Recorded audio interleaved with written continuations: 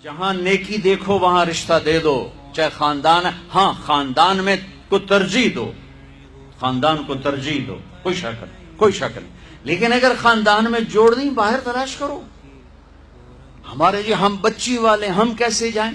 بچی والے نہیں جا سکتے، یہ تو ہندوستان کی ہندی ثقافت ہے۔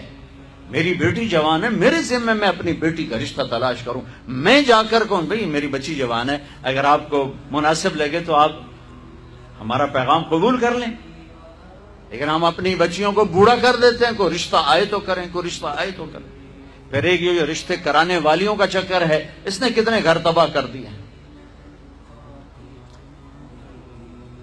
تو ماں باپ سے کہتا ہوں رائے لو، اولاد سے کہتا ہوں ماں باپ کے خلاف نہ جاؤ، نہ جاؤ، نہ جاؤ، نہ جاؤ، برکت کیا، دین سارا ہاتھ سے نکل جائے گا۔ لیکن سن لو میرے نبی کی زندگی اور بات اور سنت اور سیرت اور شریعت۔ فاطمہ علی کا رشتہ آیا ہے، کر دوں؟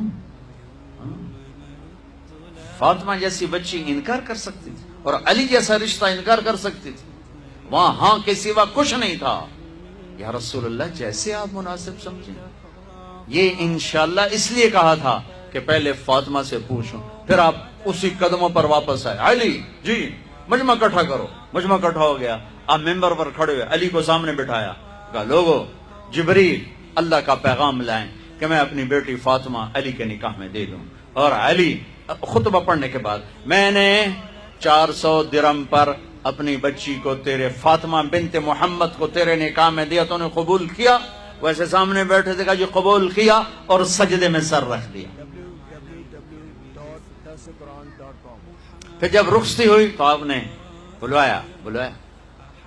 ایک اور بات چلی، بچی کو خود گھر چھوڑ کے آؤ سسرال۔ یہ کیسے احمق لوگ، یہ کہاں کی باتیں کرتے ہیں؟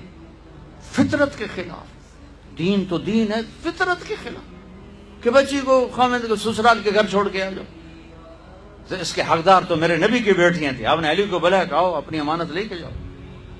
حضرت علی خود آئے، ساتھ ان کے بھائی عقیل آئے، ساتھ میں ایمن آئی، سلمان فارسی آئے، اور آپ نے علی کو اندر بلایا۔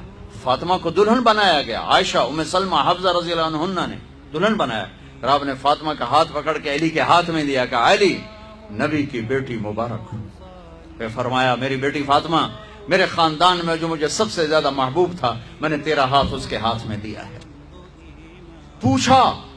پوچھو اللہ کے واسطے پوچھو، یہ رشتہ بڑا اہم ہے۔